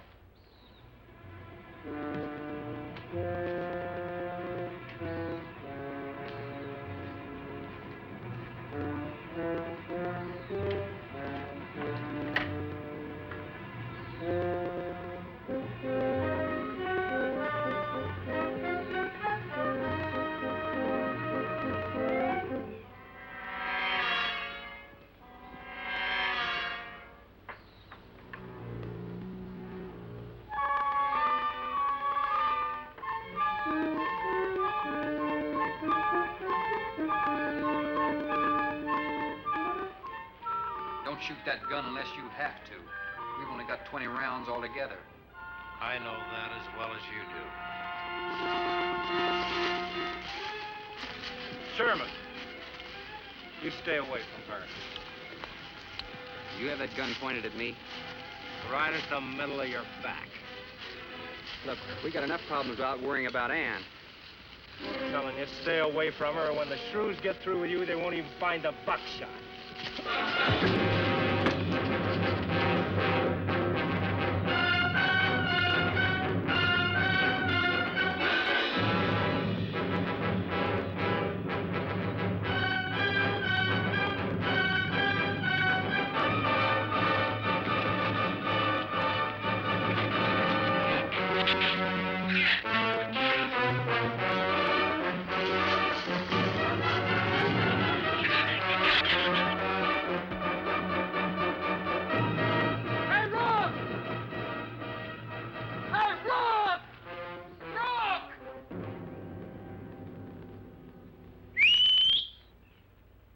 Where's the skiff?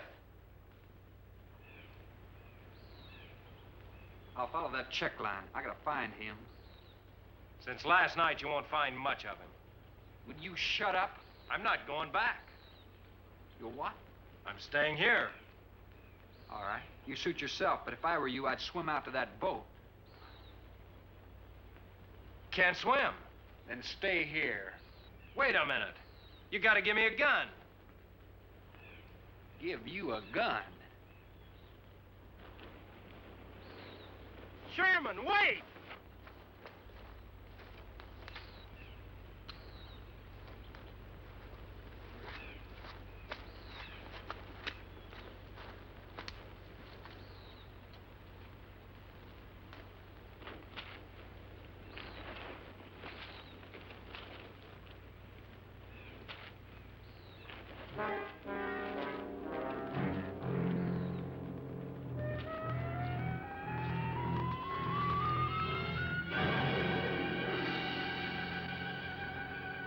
This is the gun we had on the boat.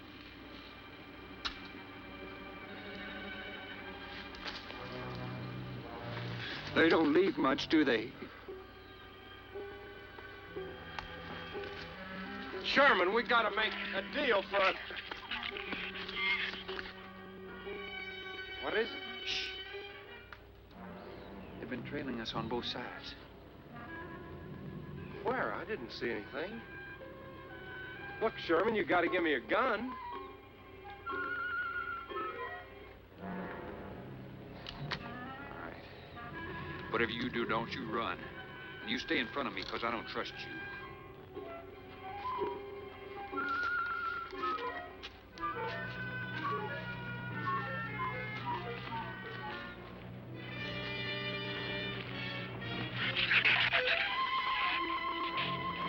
They're coming!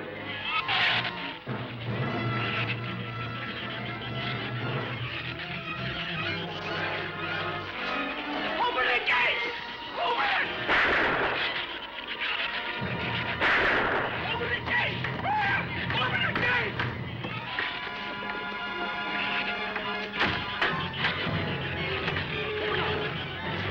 You can let him in. Let him in. Jerry, open the door!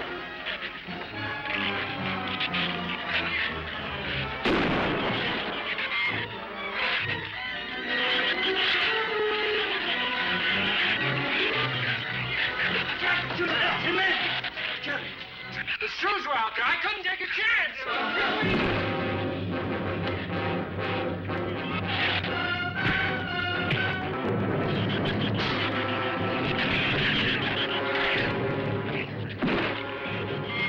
Keep it up, man. Keep it up.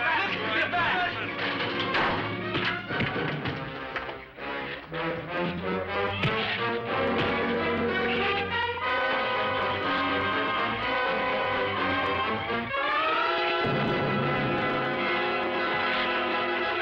For heaven's sakes, Doctor, stop them!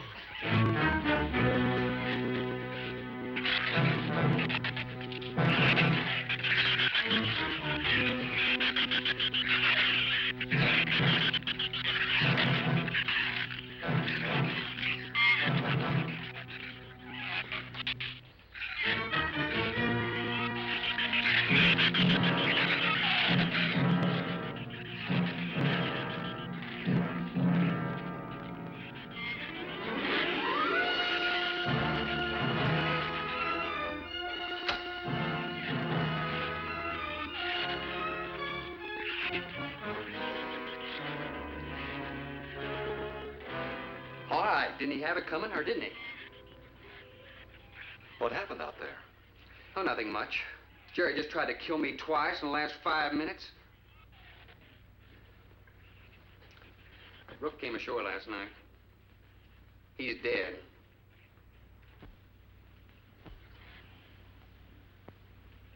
This is all was left. Won't do us any good. It's got no ammo.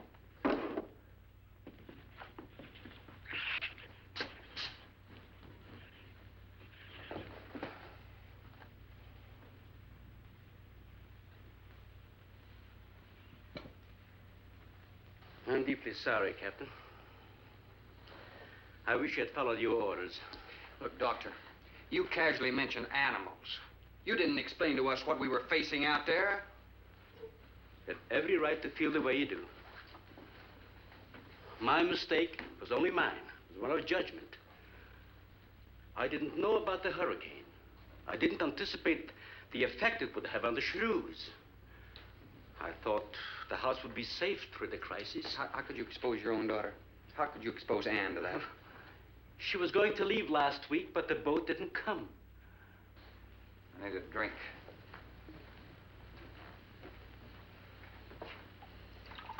Anybody else care for one? I could use some coffee. I'll make some. Thank you, madam. Creamy sugar. My leg.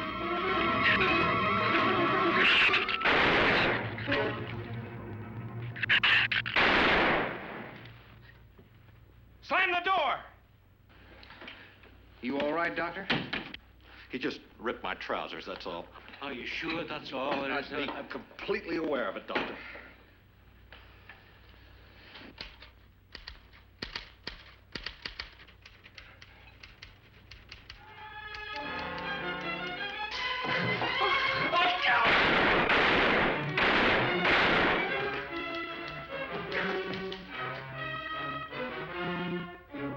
was a stupid waste of ammunition. Every one of them a clean mess. There's still 4 of them in there. How did they get in?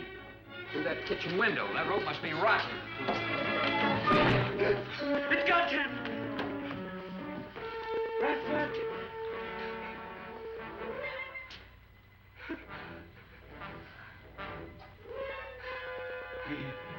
He's dead. Oh, no.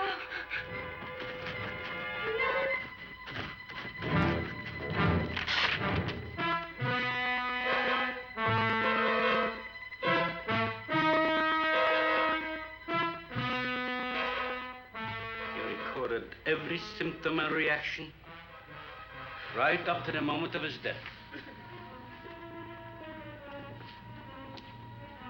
Jerry, tear down one of those drapes and cover him up. Sure. Craigus will cover Ann, and I'll cover him. You'll cover me, but who'll cover you? Shut up! We can get on that man old sway from the shed. Shut up! Now you stop sniveling and think! It'll take a tank to get us out of here.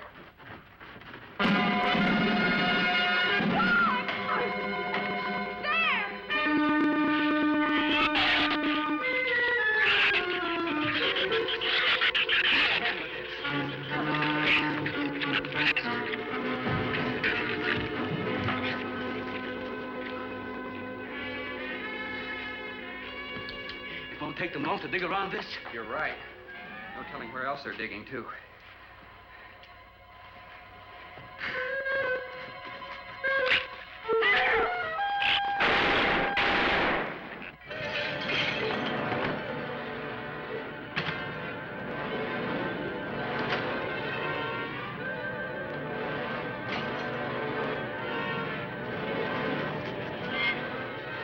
Come on, patio.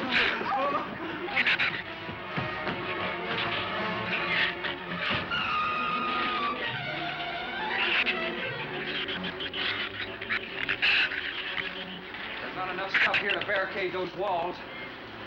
I'll tell you, we'll pile some of those crates up over there. The roof's our last chance. Here, help me, Doctor. And see if you can find something light. All right.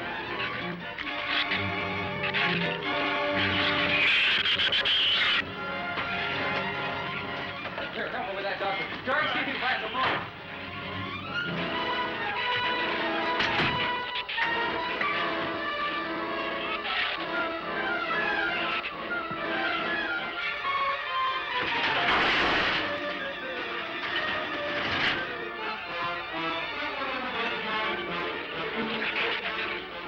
Doctor. Yes? Use these chemical drums as tanks.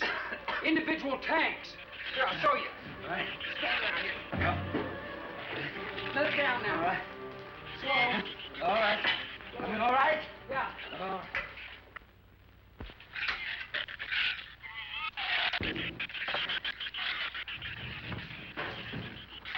It'll work. It'll work. But these drums are too tall for the base. If the shoes don't push us over, the wind will. Not if we lash them together. Huh? All right. Hey, are there any more around here? Only that one over there. Have any cold chisels or hammers or anything I can knock a hole in here to make some eyepieces? There are some tools over there in the corner. All right.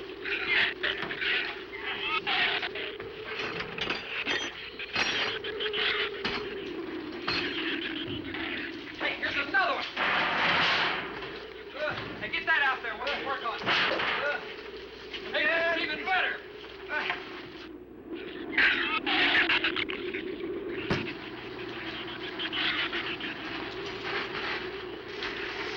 Give me a little more slack. Get some rope and put it on that latch so we can reach from the ground.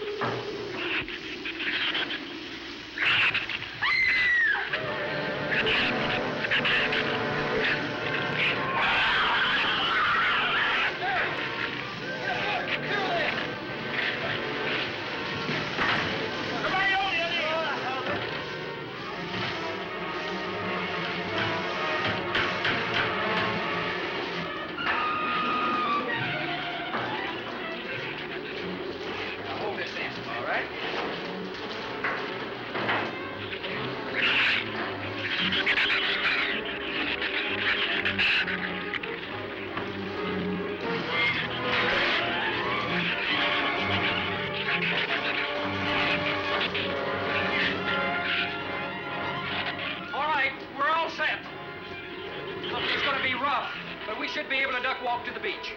Where's Jerry? There's a lot of them out there. I can see them. I'm not going. Look! Come down here. That wind will blow you right off that roof. I told you I'm not going. I'm staying here. You got to get them down here somehow. And see if you can coax them down here. Jerry, please come down with us. No, Ann, they'll get you if you go out Come there. down here, you fool! Poor devil, I hope he makes it. If he can't leave, he's not responsible for himself. He's got to go now.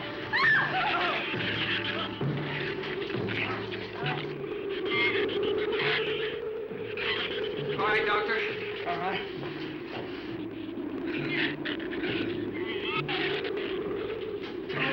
Now hold it up.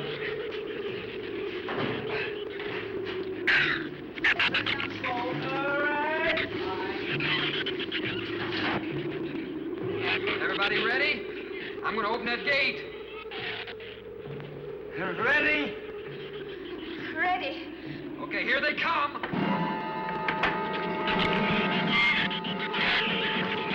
Hold on! Hold on!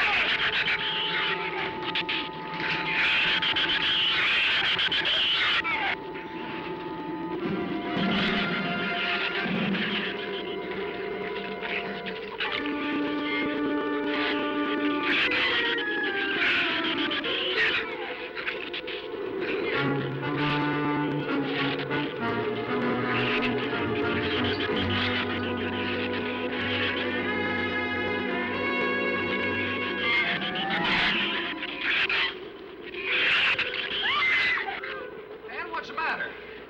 Your side's dragging. You want to rest? You tired? Mira, Goffin. Habló andase acá en esta sierra. What'd you say? She says she's all right. She's keeping her eyes closed. All right, keep your eyes closed. They can't get at you through the slit.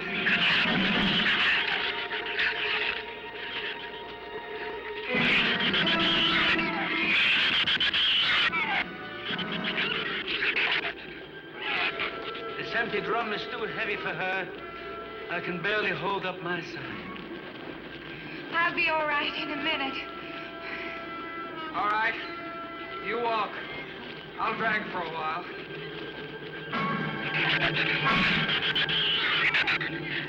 Listen, don't let their head get under. They'll flip us over.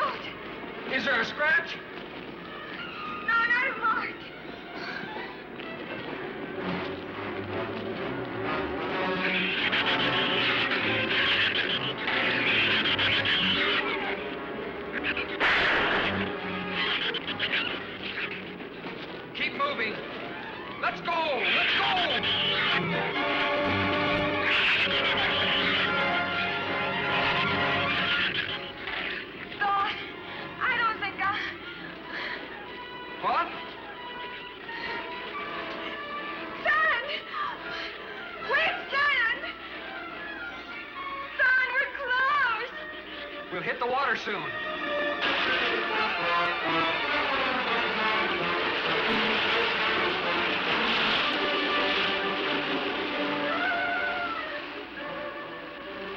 It doesn't sound like they're following us anymore.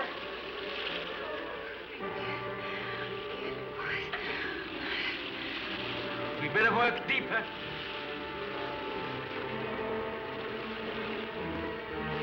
I'm about drowned out. Okay, let's swim for it. Okay.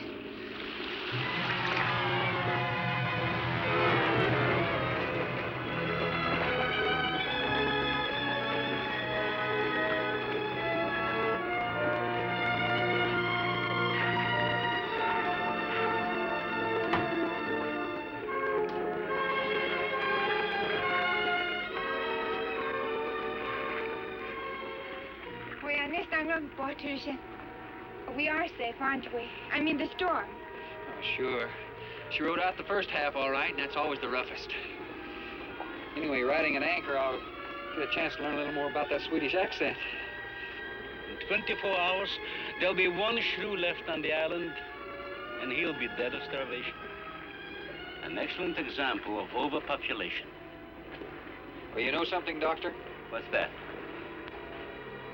I'm not going to worry about overpopulation just yet.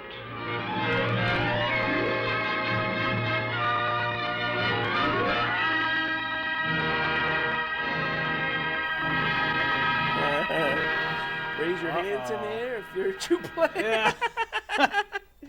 That Roscoe. And her dad was right there. I know. Mean, come on, show a little discretion, buddy. Well, I'm glad at least go below deck. It was a happy ending, except for the 4 or 5 people who died earlier in the movie. Yeah. You know, at least Jerry died. Boy, he had a good plan, didn't he? I'll just stay on the roof with hurricane winds blowing. Although I didn't really see the winds blowing that hard. I mean, he could have just, why didn't he just stay up there indefinitely? Wait till they all eat each other, you know, that kind of thing. 24 hours? Yeah. Yeah, of course he would have been blown off the roof. Right. Anywho, a couple more good. Well, he had a good moment when he and Captain Sherman were doing their little recon mission. He tells him, Sherman tells him, whatever you do, don't run. Like 10 seconds later, Roadrunner time. You can't outrun a giant shrew. Yeah, we all know that. It's much less a whole pack of them. Yeah.